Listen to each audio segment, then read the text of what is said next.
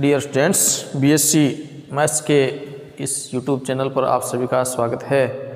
आज हम स्क्वायर में नेक्स्ट टॉपिक है हमारा एक जो सरलरेखा है और एक है गोला, जिसको एक सरलरेखा गोले को काटती है, प्रतिच्छेद करती है। तो उससे रिलेटेड कुछ प्रॉब्लम्स और समझते हैं। देखिए, intersection of A line and square. ये कोई गोला है और इसको अगर किसी बिंदु A से हम एक लाइन खींचें तो देखिए ये लाइन है वो इसको दो बिंदुओं पर काटती है, P एंड Q। ये कोई बिंदु है A। अगर इस A बिंदु से ये दूरी देखें AP डॉट AQ, अगर हम इन दोनों का गुणनफल करते हैं तो ये क्या कहलाता है, इस बिंदु की शक्ति भी बोलते हैं इसको, बिंदु की शक्ति, पावर ऑफ पॉइंट। अब हम ये देखते हैं, ये सरलरेखा है, इस गोले को दो बिंदुओं पर काटती है। तो दो बिंदुओं पर काटने का मतलब, मान लेते हैं गोले का समीकरण x square plus y square plus z square plus 2ux 2vy 2wz plus d equal to 0। और इससे जाने वाली इस सरलरेखा का समीकरण x minus alpha upon l, y minus beta upon m, z minus gamma upon n equal to r। तो इस रेखा के कोई दो बिंदु लेते हैं, इस रेखा पर स्थित कोई बिंदु लेते हैं तो x का मान देखिए कितना आएगा, l r plus alpha, m r plus beta, n r plus gamma. ये बिंदु हमें प्राप्त हुए। ये बिंदु, क्योंकि ये सरलरेखा के बिंदु है, सरलरेखा के ऊपर स्थित कोई भी बिंदु हो सकते हैं। ये बिंदु इस गोले को काटते हैं, तो ये बिंदु हम इस गोले में रखेंगे। तो रखने पर एल आर प्लस अल्फ़ा का होल स्क्वायर और एम आर प्लस बीटा का whole square, n r plus gamma का whole square plus 2u l r plus alpha plus 2v m r plus beta plus 2w n r plus gamma plus d equal to 0। तो सरलरेखा के बिंदु रखने से यहाँ पर देखिए ये जो समीकरण है वो R में द्विघात समीकरण है। 3 नंबर की जो समीकरण है वो, इसको अगर हम सरल करते हैं तो ये R में द्विघात समीकरण है। इसका मतलब इसमें हमें सरल करेंगे तो R के दो वैल्यू प्राप्त होंगे, और R के दो वैल्यू प्राप्त होंगे यानी ये सरलरेखा को दो बिंदुओं पर काटती है। दोनों बिंदु हम ज्ञात कर सकते हैं, दोनों प्रतिच्छेद बिंदु हम ज्ञात कर सकते हैं। अगर ये दोनों बिंदु एक हो जाएं, मान लीजिए ये दोनों बिंदु है, ये है T, तो एक ही बिंदु है। अगर R का जो दोनों मूल है वो बराबर है और R के एक ही मान प्राप्त होता है, तो हम कह सकते हैं कि ये है, ये इसकी स्पर्श रेखा हो जाती है। और स्पर्श रेखा यानी R का एक ही मान प्राप्त होता है, और उस स्पर्श रेखा के जितने भी बिंदु प्राप्त होते हैं, इसके जितने ही स्पर्श बिंदु प्राप्त होते हैं, उन स्पर्श बिंदुओं से जो हम बिंदु पथ बनाएं, स्पर्श बिंदुओं का अगर हम एक biंदु पथ बनाएं तो उस बिंदु पथ से जो वक्र हमें प्राप्त होगा उसको हम बोलते हैं स्पर्श समतल। ठीक है, और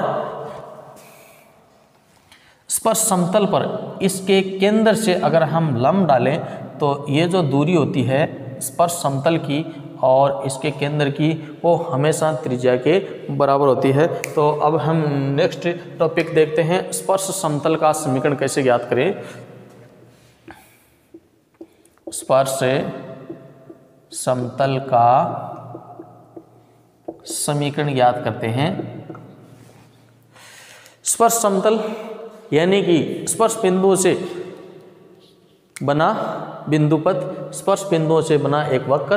तो स्पर्श समतल यहाँ पर देखिए, ये गोले का समीकरण है, ये सरलरेखा का समीकरण है। सरलरेखा के ऊपर जो स्थित बिंदु है वो इसमें हमने रख दिए। अब हम इसको सरल करते हैं, आर में सरल करेंगे तो एल, अगर हम इसमें आर स्क्वायर अलग करें, आर स्क्वायर का गुणांक कितना आएगा, l square m square n square, l square m square n square plus 2 l alpha, l alpha 2 अगर अलग करें l alpha m beta n gamma r plus alpha square beta square gamma square भी आएगा, उसको हम last में लिखते हैं। यहाँ देखिए 2 का और गुणांक है प्लस का 2 आर, क्योंकि 2 आर का गुणांक इसमें भी है, तो यू अल्फा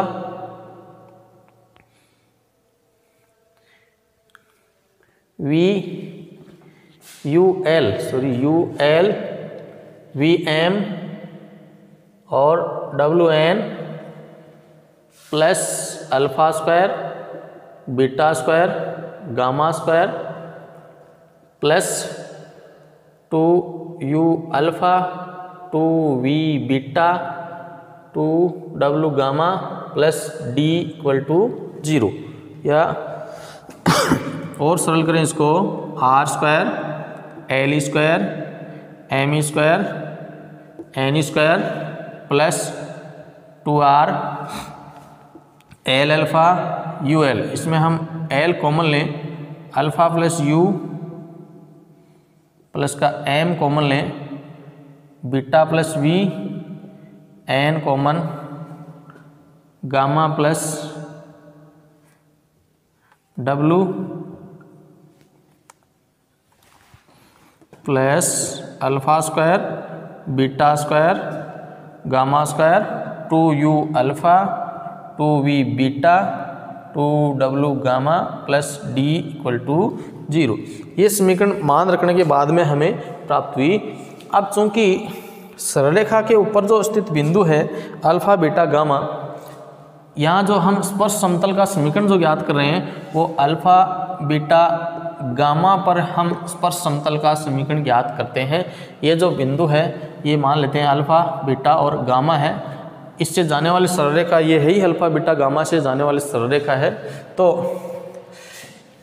ये जो स्पर्श बिंदु है वो इस गोले पर भी स्थित होंगे, क्योंकि ये स्पर्श समतल है तो ये तल पर भी है और इस गोले पर भी स्थित है, तो इसमें भी हम अल्फा बीटा गामा का मान रख सकते हैं। तो समीकरण 1 पर भी अल्फा बीटा गामा स्थित है, अतः है इसमें अगर हम रखते हैं तो alpha square beta square gamma square plus 2 u alpha 2 v beta 2 डब्लू gamma plus D equal to 0। अब ध्यान से देखिए, समीकरण 4 और 5 से हम इसमें मान रख दें तो ये मान है पूरा 0 हो जाएगा। तो 0 होने के बाद में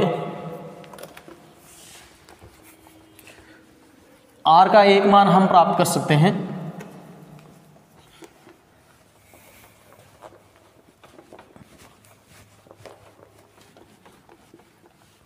तो ये 0 होता है तो समीकरण क्या प्राप्त हुआ, r square l square m square n square plus 2r l alpha plus u plus का m beta plus v plus का एन गामा प्लस डब्लू इक्वल टू 0। इसको सरल करते हैं तो यहाँ हमें आर कॉमन आ जाएगा और आर बराबर हमें क्या प्राप्त होगा, 0 प्राप्त होगा। अब चूंकि ये स्पर्श समतल है और ये जो सरल रेखा है वो इस गोले को स्पर्श करती है, तो हम कह सकते हैं कि आर के जो दोनों मान है वो सेम होना चाहिए। तो आर का एक मान तो इससे 0 प्राप्त होता है, दूसरा मान आर का जो प्राप्त होगा तो दूसरा मान इससे आर का कितना प्राप्त होगा, आर का मान ये प्राप्त होगा 2l alpha plus u plus m beta plus v plus n gamma plus डब्लू into l square m square n square. अब चूंकि दोनों मूल सेम होना चाहिए तो ये मान भी हमें 0 लेना है, ये मान भी 0 प्राप्त होगा। तो इससे हम कह सकते हैं l alpha plus u m beta plus v plus n gamma plus डब्लू इक्वल टू 0। यहाँ हम एल एम एन को भी इस लाइन से गायब कर देते हैं, एल एम एन का मान भी रख देते हैं। तो एल एम एन का मान रखेंगे तो एल का मान कितना आएगा, x minus alpha alpha plus u plus m का मान y minus beta beta minus beta plus v, n का मान z minus gamma gamma plus w equal to 0। इससे जो हमने एल एम एन लिया था एल एम एन हमने हटा दिया। अब इसको सरल करने के बाद में जो मान हमें प्राप्त होगा वही अभीष्ट स्पर्श समतल का समीकरण अल्फा बीटा गामा पर हमें प्राप्त होगा। तो इसको सरल करते हैं तो देखिए क्या आएगा, x alpha y beta z gamma, x alpha minus का प्लस का यू एक्स वी वाई डब्लू जेड, ये तो प्लस प्लस वाले हो गए, माइनस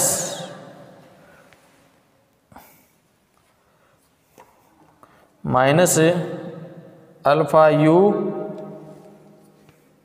या पहले इसको इससे गुणा कर देते हैं, alpha square plus beta square plus gamma square, alpha square beta square और gamma square plus alpha u beta v gamma डब्लू equal to 0। Alpha square beta square gamma square, और इसमें हमें मान रखने के बाद में देखिए समीकरण 3 से alpha square beta square gamma square बराबर 0 है। तो इसका मान निकालें अगर इससे हम, तो क्या बनेगा, alpha square beta square gamma square plus u alpha v beta और W gamma plus u alpha v beta W gamma plus D equal to 0। तो इस पद का मान हमें ये माइनस में प्राप्त होगा, ठीक है। तो इसका मान हम इसमें मान रख देते हैं इसका, तो